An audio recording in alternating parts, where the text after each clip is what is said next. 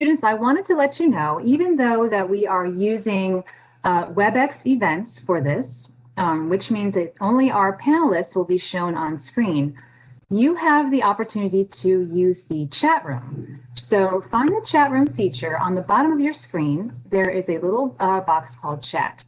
So we would love to hear from all of you, students, teachers, any of our mentors, I don't know, volunteers who might be joining. Say hello in the chat room. I'm going to start. I'm going to type my name in here to everyone. I'm going to say hello. And we love to have conversations using the chat room throughout this event. So drop your name in the chat room if you'd like to say the school that you're from. And then also, we're going to be taking student questions. So we have 4 fantastic panelists we're really excited to learn from later today. And at the end of the panel discussion, we'll be taking questions from students. So students, if one of our panelists says something that you find really interesting and you'd like to learn more, or if a question that we did not ask you really want to learn about, please feel free to drop that question in the chat box. I'll be monitoring the chat box throughout the event, and we'll be answering some of those questions at the end. So again, we'd like to welcome everybody to our first session for our Women's Future Leadership Academy. We'd like to thank our sponsors, our presenting sponsor, Sanofi, and our additional sponsors, ADP, Janssen, New Jersey Resources, State Farm, Allstate, AmeriHealth, L'Oreal, CDW, Deloitte, Crow, Lockheed Martin, PSE&G, Realogy, Subaru. Thank you to these organizations for making this event possible. I'd also like to welcome our executive panelists for today. We are very excited. Dr. Serena Farquharson Torres, Senior Corporate Counsel and Innovation Law for Bristol Myers Squibb. Jennifer Scandariato, Director of Technology, Enterprise Platforms and Business Applications. Monica Slater-Stokes, Managing Director, Government Affairs, United Airlines. And Tanisha Troutman, Audit Senior Manager, Deloitte & Touche. I'd also like to introduce our student moderator. We're going to have our moderator kick off by introducing herself, and then she is going to take it from there and ask our panelists to introduce themselves. So without further ado, welcome our moderator and student intern, Oriana. Hi, everyone. It's a pleasure to be here. As Steve mentioned, my name is Oriana, and I'm currently a student at Princeton University's School of Engineering and Applied Science. I'm also a JA New Jersey intern. I also participated in the Women's Academy back in high school. I'm honored to be back, this time moderating what's going to be an amazing session of JA&J's Women's Future Leadership Academy. Without further ado, I would love each panelist to introduce themselves with their name, title, company, and a brief job description. Monica, would you like to start us first? Sure, thank you, Oriana. And hello, everyone.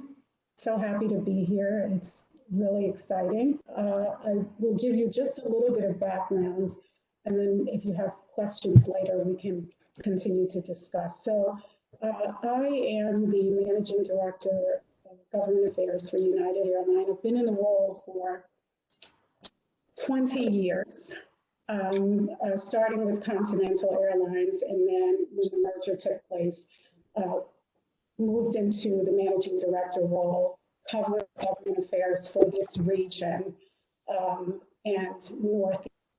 So I'm a New Yorker, born and raised. I always like to mention that because I am such a fan of the city and excited about what's happening there.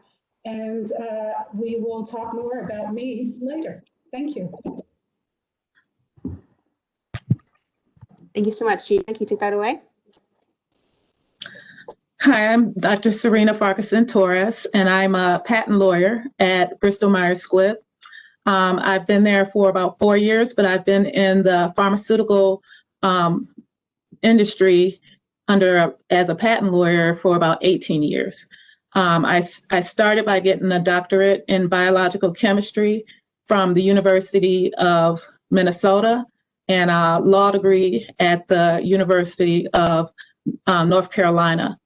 And my first position was in private practice at a law firm in New York City. And I didn't think this is where I was going to end up, but some kind of way I ended up here. So I'm looking forward to share my story with you. Thank you so much. And Tanisha? Good afternoon. Thank you, Oriana, and the other beautiful women and distinguished women on this panel. Good afternoon, students, teachers, volunteers. My name is Tanisha Troutman, and I am an experienced senior manager in Deloitte in their audit and assurance practice. I have been with Deloitte for 10 years now and joined the firm as an experienced hire, and primarily I'm responsible for managing our client relationships and collaborating with various internal and external specialists. I also serve on the board of Good Shepherd Services, the steering committee for the Harlem YMCA, and I'm an incoming board member for the Future Women's Financial Women's Association. And like these other women, I am elated to be with you and looking forward to sharing my story as well. Thank you so much. And with that being said, we would love to move on to our final discussion. So our first question is, we all know that life can throw us unexpected challenges. Please tell us your greatest challenge or your greatest setback and how you overcame it. You can go in the following order, starting off with Serena, then Monica, and then Tanisha and Jennifer. I would say my greatest challenge was just the overall lack of exposure to various different careers. My family background was our family was in the hairstyling business, and I was the first one to go to college. And so there was definitely no push in any direction to go to college. So I decided to go to college. I went to Howard University for undergrad. And that lack of exposure affected me a lot because I didn't know what career to really pursue. So I decided to pursue a STEM career. And then when I finished, the only thing I really knew about was like the dentist, becoming a dentist, going to the doctor. I knew I wanted to do something like that. And so I ended up going to dental school, had a full scholarship to go to dental school. But when I got there, I realized I didn't like it. I wasn't good at it.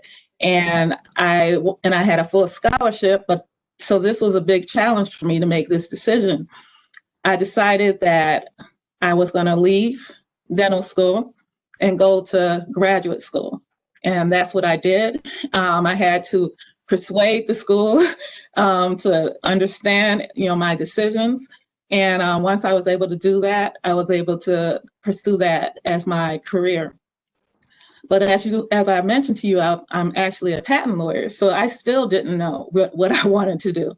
And so I went to do a postdoctoral fellowship at Duke University doing research. And this is where I was exposed to the connection between law and science. And so really it was just this openness to keep going and not to quit, because then I would have to go to law school. And so you can imagine going to 4 years of undergrad, 6 years of graduate school, and then going on to law school, which is another 3 years, which is what I decided to do. And then I was able to end up in this career. And the great thing about it is I really love what I do. And so I would say that what you're doing now, being exposed to hearing about different careers, is excellent, because you can save yourself a lot of side steps. And asking questions when you hear about these different professions, pursue it with questions, and then that will help you along the way. All right, thank you so much for that. I truly appreciate you emphasizing that it's okay not to understand what you're going through, especially as a high school student. We have so much pressure to understand or figure out our path, but it changes continuously. So thank you for emphasizing that. Can Monica go next? Yes, thank you. Dr. Serena, thank you for that. We have similar backgrounds in terms of, not really understanding the options until we sort of moved into that. So that's my experience. I attended University of Vermont, and I often talk about diversity, equity, and inclusion because, I had experiences where I had to find my voice. Being a Newarker born and raised, a majority Black city, going to Burlington, Vermont was a very different experience. Being in an institution where I was one of 27 out of 10,000 students, 27 African Americans out of 10,000 students was challenging. And primarily because it was a different experience. Vermont is rural. I'm from the city. And at the time, the institution did not have Black literature or Black history courses. And so we had to fight for those. We had to request those. And the beauty of us demanding those classes was we had people of all races fighting for that because they understood that diversity of thought and curriculum would be helpful to their education. So the students had broad thinking around this. It was the administration that was challenged and a little late to the party. But it was through those experiences that I began to find my voice because I never had to really, deal with being the only person or the only Black person in the classroom. But at University of Vermont, that was often the case. And for all of us, we can shy away from speaking up when we feel like we're different or we have a different point of view, especially when you're 17, 18 years old. And so to learn that early was one of the best things that could have happened. It was a challenge at first, but it turned into something that I use throughout life and certainly throughout my career. So more to come on that. Thank you for the opportunity to share. No, thank you for sharing that, especially with the times we're going through and being fitting that, Martin Luther King Day was yesterday. It's so important to realize how much progress we did make, but there's so much more to go. So really thank you for bringing that to the attention. And last but not least, continue to answer this question as well. Sure. Similar to both Dr. Sharina and Monica, the question of college never really came into play. We were first generation immigrants from Jamaica, and my dad just knew you had to go to college. I don't think he cared where you went, he just knew you had to go. But I think for me, one of the most challenging things was waking up one day and realizing that I was a single mom of a 3-year-old and a 5-year-old boy who loved her career and respected her career, but then had to juggle this notion of being a mom first and then potentially being a professional second. There aren't many organizations then that would have embraced that notion, but I had the opportunity to work for an organization like Deloitte that enabled me to take a step back and really reassess what mattered to me, right? And being able to set those boundaries as to the things that were important to me. And in doing that, one of the things that I realized was if I was meant to do everything myself, I'd be the only person on this planet, right? So I had to learn during that process that part of being a leader and part of being strong is knowing when to ask for help and who to ask for help. So I think that experience for me was borderline traumatizing because that's not something I ever had to experience before. We were taught you do what you need to do, you go to work, you get it done, you don't complain, you just handle your business. So I think being a single mom of boys, no less, in the state of New Jersey, confounding that with working for an organization that is very demanding but very rewarding, I think was one of the biggest challenges for me. And again, being able to take a step back and leverage the folks that were around me personally and professionally, because those two things are not mutually exclusive, and recognizing that in doing that, it's not demonstrating weakness, but something quite the contrary to that. So I think for me, that was probably the most challenging aspect of my career thus far. Thank you so much. I really love how you brought the idea of asking for help. That's something that, I believe is so important, self-advocacy. Even if you might be nervous to do so, no matter what age you are, if it's a question or something that's bothering you, speak up for yourself. It's okay, So really thank you for, bringing that to attention. And also this idea of roles, because even as high school, we have roles that conflict. And, at the end of the day, it was a problem you were dealing with, you're able to get through. So thank you for shedding light on that. And now move on to the second question, which is, looking back on your life and your career, what skill or skills did you develop that enabled you to come this far and accomplish so much? In this time of order, we'll start with Monica. Sure. So, I looked at this question in two ways, or I believe there are two components.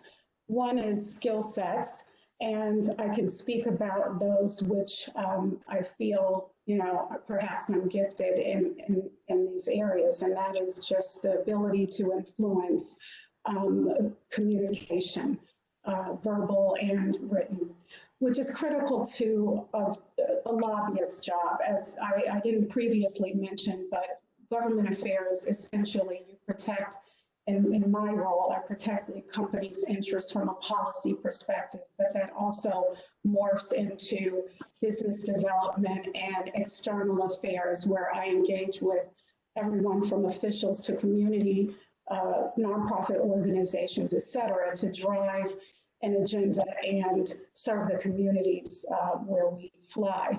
And so, a big part of making progress around an agenda is to be able to communicate effectively. And so I take great pride in that, but I believe that I would not be successful and would not have been successful in this role had it not been for values. And, my perspective about humility, which allows you to be a life learner and to understand when you don't know something and to be willing and open to say that and to receive information. That's critical. Or honesty and integrity, which lends itself to trust and people in the community trusting you, or anyone that you work with. That's very important. So it's those foundational pieces, including servant leadership, which I really, really believe is important, and I don't think is talked about enough. And that essentially means that you don't see your role as leader as pushing people, but rather you gently guide, and that you are okay with standing behind them, but more importantly, that you're about service, that you will try to meet a need or an expectation, or lend a hand wherever you can.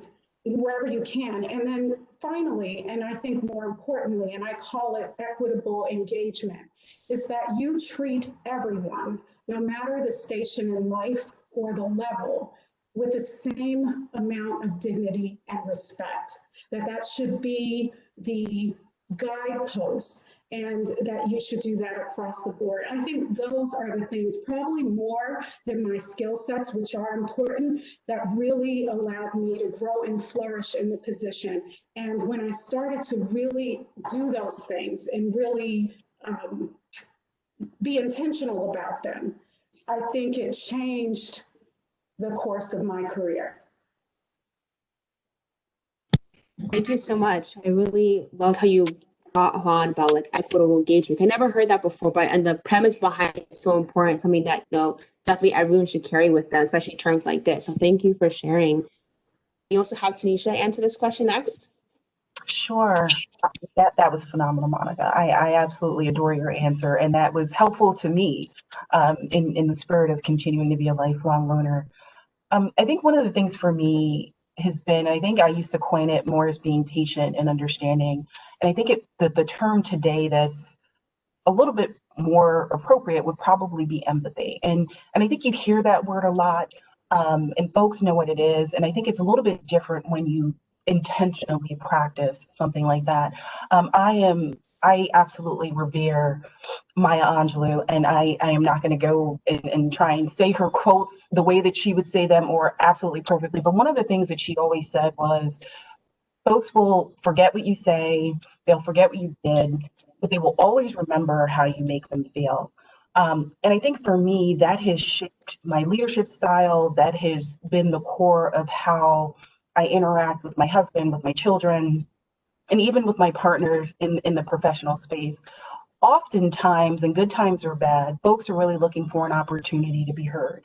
And if you can be that person that can listen, take a step back, listen, truly put yourself in their shoes, and formulate your response in a way that they can receive, I think that has been one of the things that has been very impactful and has enabled me to cultivate relationships in spaces that I would have never thought I would have been in, let alone having an opportunity to engage with folks.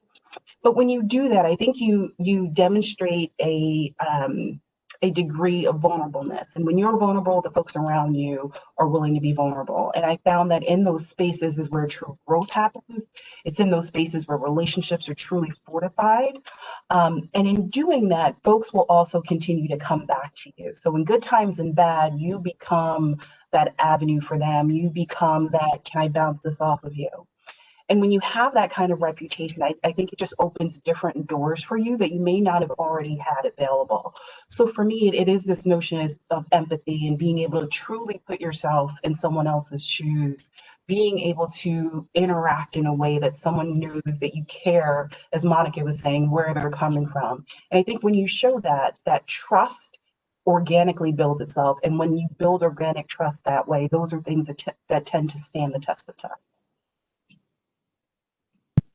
Thank you for a very meaningful response. And I truly do believe that empathy is something so important, especially now. And after 2020, it has been a crazy year, and as you never know what someone's going through. And I feel like you said, like being vulnerable really just help people open that trust. So thank you so much for emphasizing that. And Serena, would you also like to take this question? Yes. Thank you, Tanisha, for that answer too, because that part about trust is very important, and especially in my field as a patent lawyer. And I say that because as a patent lawyer, just to make sure that everyone is aware, in order to be a patent lawyer, you do have to have a STEM background. You must have usually a higher degree in any kind of science. So it could be computer science, could be engineering, chemistry, biologics, any kind of science in order to be a patent lawyer. So that's necessary. And so so in order to work in pharmaceutical industry, you're patenting medicine. And so the scientists have to be able to trust you as far as being able to understand the inventions, because we are the ones who are going to be able to protect the products, the intellectual property for the company. You have to, and that is like the basics, just to even be able to operate as a patent lawyer, you have to have that sense of trust that you at least know your science. And so I would say the skill set is to really become strong in science and to just stay up to date. Like you can't just stop learning. You have to stay curious, read, stay up to date on the latest in everything, not only in science, but also in the law, and being able to communicate effectively. And in order to move up really in my career, I think it's possible for you to even start even in high school to engage in things that you really enjoy and not be afraid to take a leadership position in the things that you enjoy. It could be as simple as just a book club, being able to lead a discussion, or being able to do some kind of community service, or in Sunday school, being able to speak up, on those things. And the other thing is just like when you run into a wall where maybe you don't understand anymore, like it's not that you just know everything. You might have a problem with a topic. Like I remember calculus, at a certain point, I was just like, I don't know what's going on. And so I just found tutors. And tutors help me over those hurdles. So you don't have to feel like you need to know everything. You can be able to find help and be open and willing to get that help. And that never goes away. So, I mean, even today, if I have a question, I will call my colleagues and friends and ask those questions. And I would say along my path as far as school, work, everything, family, the most important thing for me is to have that spiritual connection, whatever your spiritual connection is, to not shut that down, to continue to keep that in place, because that's going to be something you're going to need throughout this life.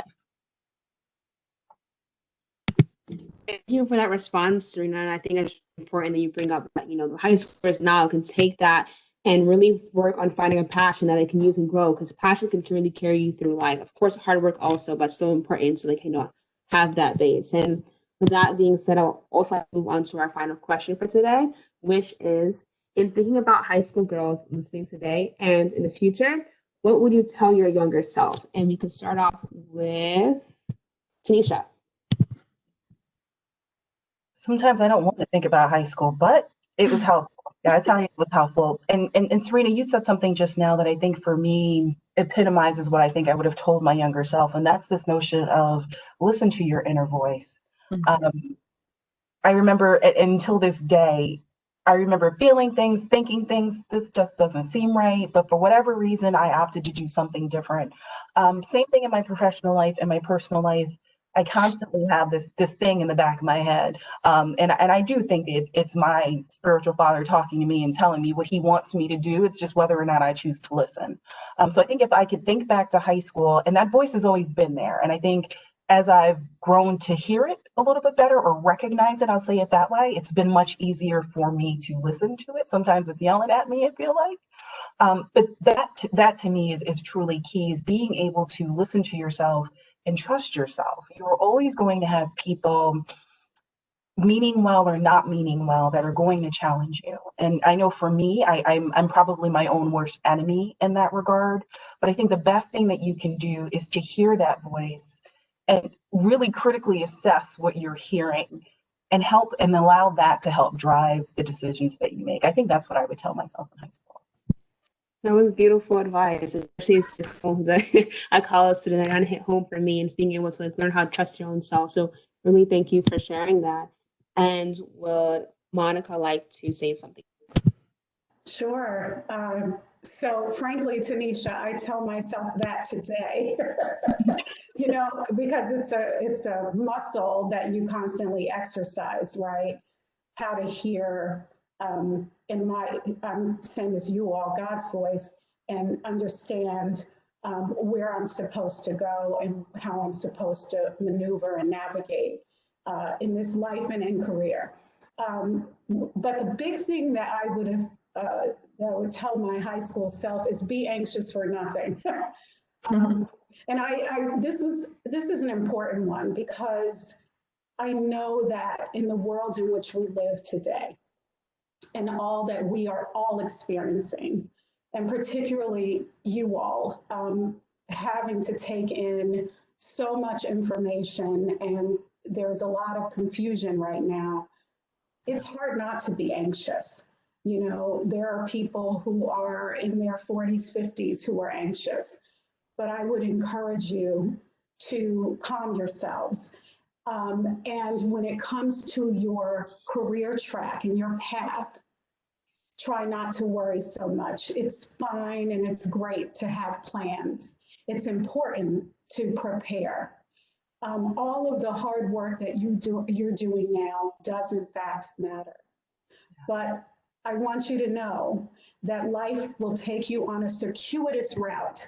And it's fun. It's fun if you have perspective and you observe where you are and where you're going and how you get there.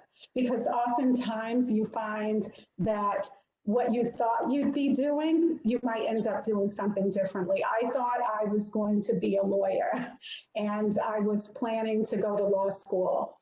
And I ended up taking some time and working for U.S. Senator Frank Lautenberg, because I volunteered on a campaign, and so I was able to take an entry-level position. The rest is history. I thought I couldn't stand the political environment, but I found that there are ways that you can actually help people and drive progress. I know it doesn't seem that way, but I learned firsthand that that is the case. And once I jumped into government, I fell in love with the process, the policy process, and then went into the private sector to do that work. So, and it's been a wonderful career, and I am so happy that I was open to the changes and the new direction. And so don't be anxious. If you can, try to calm yourselves, because you're doing all the right things now, being a part of JA, for example.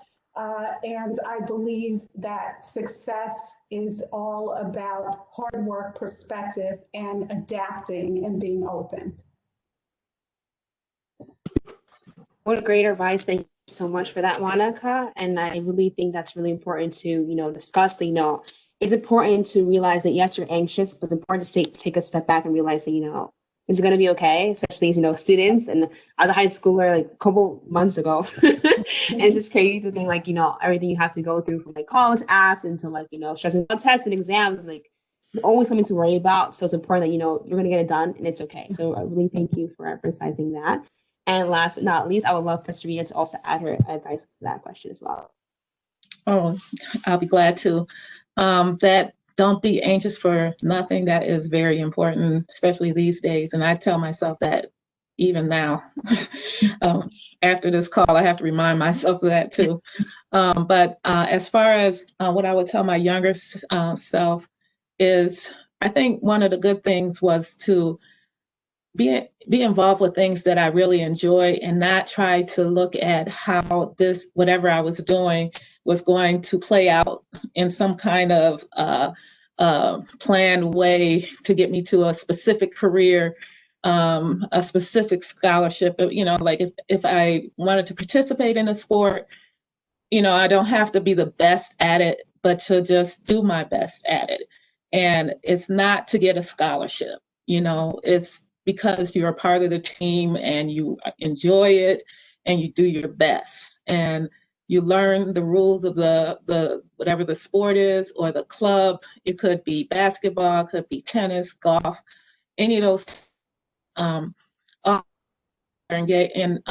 interested in playing instruments, just things that you don't know how to do it, but then you learn some new skill. I think that is very important. And then being on teams and things like that, I think as far as in work, because in your future work, a lot of the work is collaborations, leadership, working together. So all of those type of things, I sometimes keep about, participate, and then they will think, well, I'm not going to be a professional at it. So why are you wasting your time doing it? Or I'm not going to get a scholarship at it, so why am I doing it? But I think there's so many benefits in getting involved with extracurricular activities and clubs and things like that. That's something that I would say is important for young people.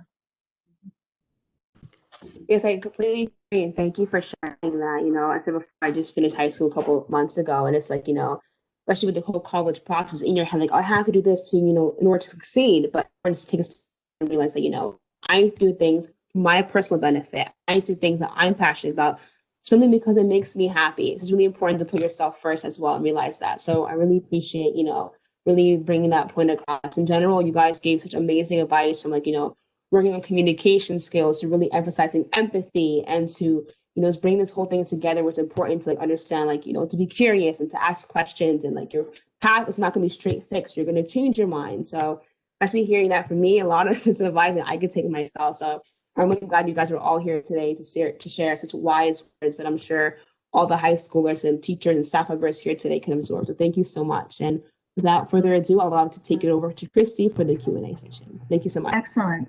Thank you, Oriana. Thank you, panelists. So we have some fantastic questions here in the chat box, and they're all kind of falling under some certain themes. So the students seem very interested in career paths. It seems like a lot of the young ladies, the students, want advice on how did you know that it was the right career path for you? How do I know what classes I should be taking? What made you know that it was the right thing? I think from what we've heard from a lot of you, you've had varied career paths. So a lot of our students are interested in that. That's the one theme. The other theme has a lot to do with self-confidence, feeling our mental well-being. I know it's a challenging time for everybody. How do you balance your mental well-being with being a strong leader?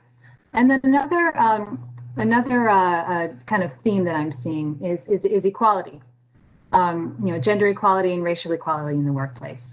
All very, very important themes. So why don't we start with just talking about career paths, and anyone that would like to answer, you can. I'd like to try to get to all these three themes by the time we run out of time. But thinking about career paths, was there something that really, as a young person, how do we know what career path is right? How do we know what classes to take? Is it important to take that AP class? Any thoughts that anyone has about finding your path and any kind of confusion that our students might be feeling around that? Who would like to start? I'll jump in. Great. And after having just mentioned that I ended up going in an entirely different direction, but AP classes are critical, I think. If you are able to take them, I think you should. For me, it was about ambition. So when I was in high school, I wanted to be in honors classes. Even when I knew I was challenged. I was challenged at calculus and trigonometry, but I fought to be positioned in those classes because I knew that they would inform what happened with my college career and would inform what institutions I was able to attend. So I think it's really about always driving for your best. And if you don't have that opportunity, just be the best at what you're doing in high school, period. Just try to, no pressure, but just try to do what you know or show your best self. Show up every day. I think that's the key. Yeah, and I can add to that. I agree to do your absolute best. I wasn't in AP classes, but I did my best in everything I did, and was able to go to college, able to be able to pick basically a liberal arts education. So it's just, the basic liberal arts. The courses are pretty much laid out, especially the first 2 years. You can choose to, like if maybe you want to go pre-med, then maybe the certain classes that you want to pursue. But for me, it was just, I decided to choose STEM, chemistry major, just because I knew I wanted to become some type of professional. So I didn't know if it was going to be a doctor, a dentist, but I knew if I took chemistry, at least I'll land someplace in the right direction. And so that's what I would say is that even when you're in college, though, if you notice that something isn't really your path, then be sensitive to that and be willing to be open to change. You can change your mind. So. If I could just add just a little bit to what Serena and Monica were saying, which I wholeheartedly agree with. And maybe just a very quick story. I remember when I was in middle school and we were picking whether you would be in honors classes or regionals classes, or if you would be eligible for taking AP classes in high school. I remember a guidance counselor looking at me and telling me that, well, he said a couple of things to me, but the two that stuck were that it didn't really matter which classes I chose to take anyway, because I wasn't going to college. Didn't ask me, that was his presumption. And that I probably shouldn't think about AP classes because they were too challenging.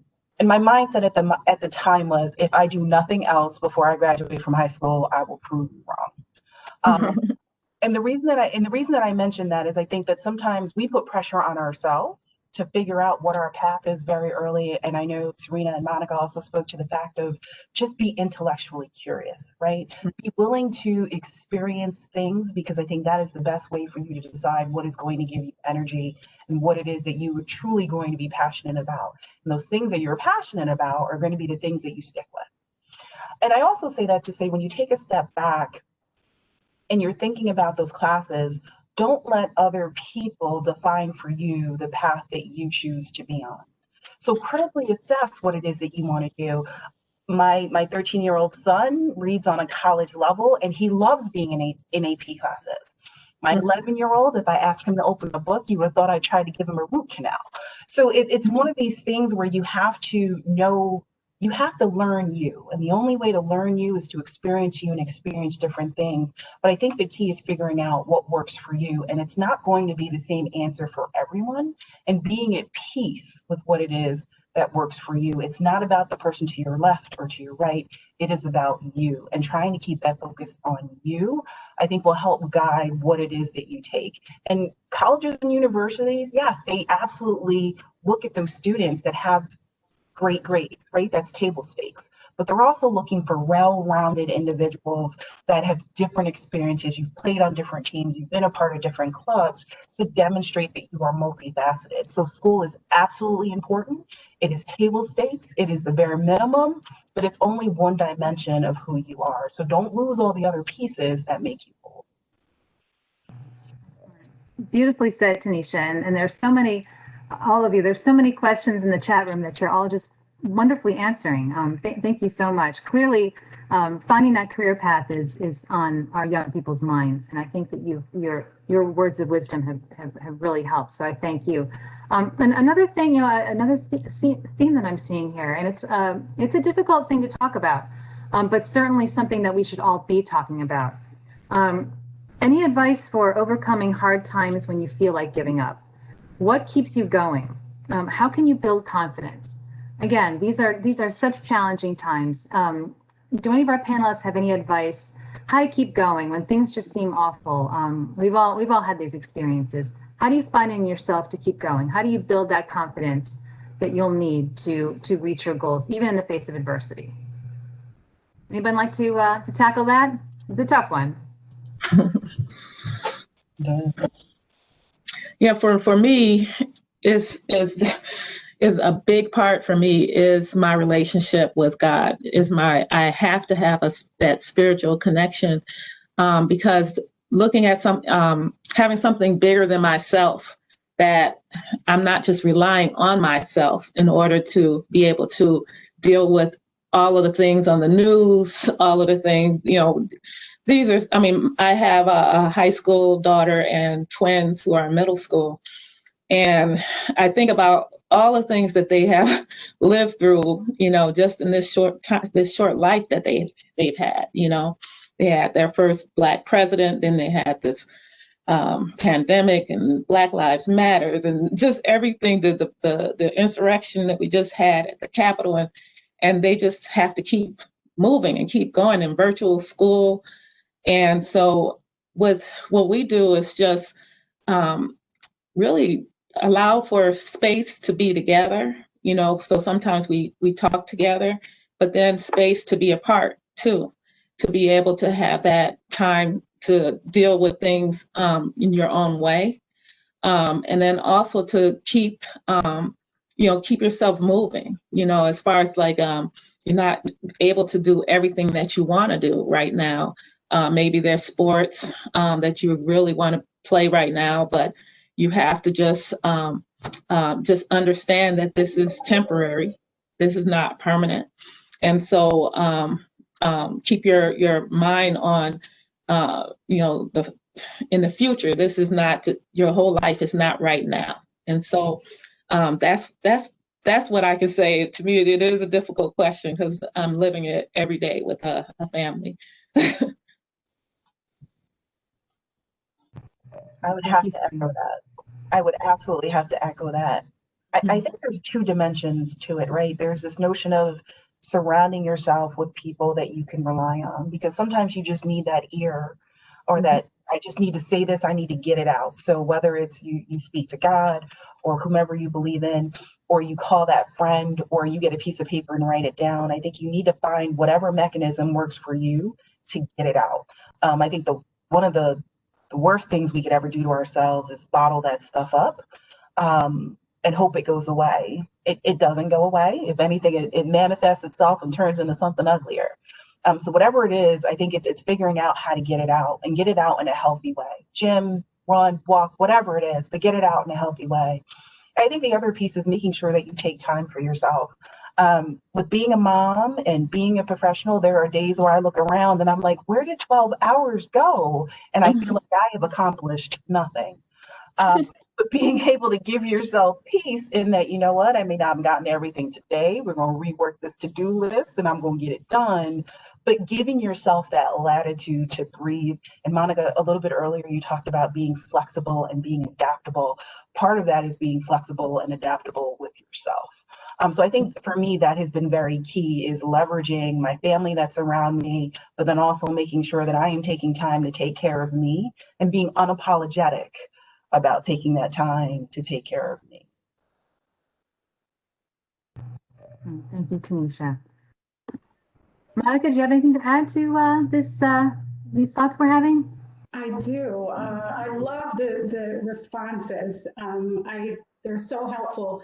And again, helpful to me today, because this is constant practice, right? It doesn't stop, at being a girl. It moves into womanhood. And by the way, as girls and women, we have so many people that pull on us. It's just sort of the nature of our existence in the world. It's not a bad thing, but we have to learn, I think, how to shut out what I call the chatter, right? The noise. We have to learn how to hear our own voice. And part of that is learning ourselves. And that's a process and an evolution, because who you are and what you think and feel today will change time and time again based on experiences and external forces and factors. The key is to make sure that you study yourself, what you like, what you don't like, what you need, what you want. And in the world of social media, and I don't disparage it because there are a lot of great benefits, but that is a tool that requires careful usage. And part of that is understanding what you take in from that. And it can be not only social media, it can be television, any of those things. You want to really be thoughtful about what you shelve and what you absorb. And I think doing that makes such a difference because it helps shape perspective.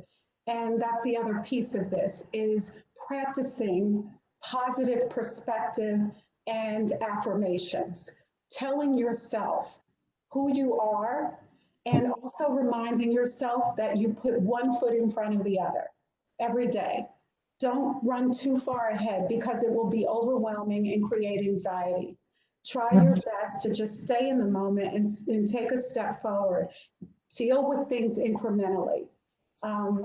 That's my advice. And all excellent advice from all of our panelists. We have about 2 minutes left, but I certainly wanted to just touch on this important subject before we go. So maybe we'll let all of our panelists just have one final thought, and we'll put it in this context. A lot of questions, certainly something that we're all thinking about. Gender and racial inequality, especially in the workplace.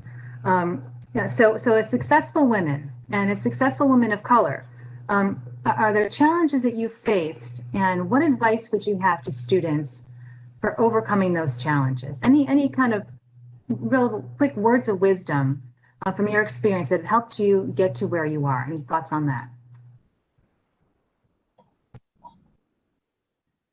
So I'd like to tell a story. Please. I'll try to make it quick. When I started working for the airline, and again, it was Continental Airlines, I was new, I was relatively young, and I was a little intimidated because I come from government and I had not had the private sector experience. And I knew that was a bit of a different animal, and you have to navigate differently. And you take some of the skills and some of the values, but corporate is its own world. And I was really intimidated. I ended up working alongside a gentleman who I felt did not respect my presence, discredited me, challenged me in an embarrassing way in front of others. And he had a lot of influence in the company, and I was miserable for quite a while. And this is a woman who found her voice in Vermont, but ended up in this environment where I was always struggling with how do I speak up? When do I speak up? Because you don't want to whine, you don't want to report, you want to show leadership and show that you can manage the situation and turn it around so that it becomes a positive. All of those things were going on in my mind. But I have to tell you that one of the greatest things that happened is I confronted the problem in a diplomatic and effective way, confronted it, again, used and leveraged my voice. And here's the big takeaway. I looked at his gifts, didn't just look at the problems he created for me, but I also recognized that he had gifts, and I paid attention to those. And I watched and I implemented some of those while I remained Monica. And that's the best thing I could have done because it actually helped my growth. There was learning that took place.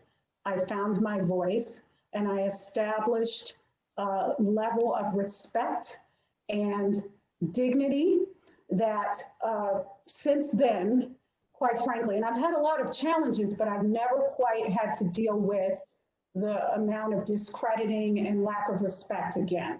And I mention this because I will say it, he was a white male from a very different experience and political background. I'm a Black female from a different experience.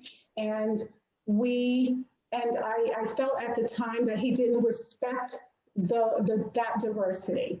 But I learned how to help people understand the importance of it and how to incorporate that and what it can bring to an organization. And so I continue to do that everywhere I go. Monica, certainly fantastic words of wisdom, one that I know even adults like me could use. Serena or Tanisha, any final thoughts on this important subject? Yeah, I had a situation when I started at my first position as a lawyer in the law firm. And even though I had a doctorate in biological chemistry, I really had a hard time getting experience on in my craft because the partner in charge of giving the work out just would not give me any work to do. And so no matter how much I went back to him, he would always say he'll keep me in mind. And so finally, it got to a point where I just couldn't understand it anymore. And I spoke to one of my colleagues, a white male, and he couldn't understand it either. So he ended up going to the partner and having a conversation with him. And that did alleviate the problem. But by me going through that and then talking to the partner, he was concerned that, is the work too hard? Is the science too hard for me? And I, asked him, aren't you aware that I have a PhD in biological chemistry? And he turned bright red because I don't think he really expected me to just come back like that. But what I learned from that, once I moved in-house into corporate, on the corporate side, I haven't forgotten how it was in the firm. And so now I am the chair of the Diversity Inclusion Committee at our company, and I have a lot of different leadership positions where I have impact and influence in those firms. And so we are doing a lot to change our policies and how we interact, how we spend our money with these different firms in order to impact them so that they are treating the younger people, the younger generation that's coming in, so they don't have to go through the problems that I ran into myself. Excellent. Serena, thank you. And Tanisha, please, anything you'd like to add before we close? I'll be very brief. Just to echo, I think what I heard both Monica and Serena saying is you can't change other people's minds. There's absolutely nothing that you can do to change somebody else's mind. So the amount of energy that you put into trying to change somebody else's mind, be mindful of that. But what you can do is to be very strategic about how you address them. So whether it's, like Monica said, taking a step back and saying, even in all your other stuff, there are attributes that you have that will be beneficial to me, and putting those in my pocket and in my toolkit. So unbeknownst to them, they're actually doing you a favor. For folks may make assumptions about you because of the way that you look or because of two words that you utter. You can't change any of that, but what you can do is leverage relationships and opportunities and leverage those skills to figure out how to get around those. A problem is only a problem until you find a solution for it. So whether it's asking somebody else, sometimes it's much easier for other people to hear from somebody who looks like them. None of that is a bad thing, but I think we have to be very strategic. We have to be very mindful of how we address these things. And I think the key is to make sure that they are addressed, because if you don't address them, there are young women coming behind you that will be facing the same things. So the women in this room are trailblazers, period, full stop. And it has been a privilege to sit on this panel with you. And the women or the young ladies that are a part of this program, you have an opportunity to blaze that trail for everybody coming behind you. Leverage those around you to do it the right way, get in good trouble, but be the one to blaze that trail and know that you are setting the pace and you're setting the tone for everybody coming behind you. Wow, Tanisha, beautifully said. Thank you so much. I know my colleague Stephanie is backstage, so to speak. So we're going to ask Stephanie is going to take a screenshot of all of our panel for today. Steph, if you're good to do that. And then we can follow up with some closing remarks. So students, give us 1 minute while we take our little photo here. Yep, if everybody can just give me a beautiful smile. 1, 2, 3. Feels a little different taking a screenshot than a video for sure. And then Steph, if you want to show that last slide, I just want to, again, give a huge thank you to our panelists. What a great way to start the week. Thank you so much. I know I feel better about some of the things that you shared. Again, Dr. Serena Farquharson-Torres from Bristol-Myers Squibb, Monica Slater-Stokes from United Airlines, Tanisha Troutman from Deloitte & Touche. We thank you so much for your time and your energy and your words of wisdom. Let me tell you, what a fantastic day. And students, those of you, if you please continue our weekly sessions, we have our dates and times and topics coming up, and these will give you an opportunity to build these leadership skills that were outlined by our fabulous panelists. So you can join all of them. You can join one of them. It's easy to sign up. Starting next week, we're going to start with goal setting for success and then follow along. Did want to make note, we have a special Thursday session for this series, Thursday, February 11th, a special series with Verizon. And then again, we continue on Tuesdays. We also, thanks to our fantastic moderator and student intern, Oriana, we are doing something new this series. Oriana is leading a reflection session every Friday at 2 p.m. So many fantastic questions in the chat box. Obviously, we didn't get to them, but I had Stephanie save them.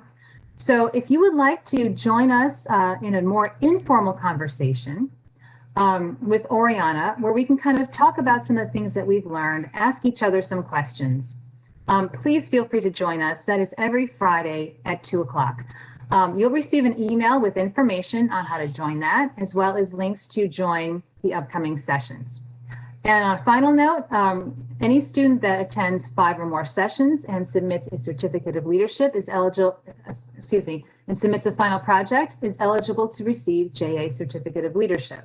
And you'll find out more about that as well. So on behalf of Oriana and myself and all of the staff at JA, we thank you so much. Thank you to our partners and thank you to our panelists. Have a wonderful week. Okay. Thank you.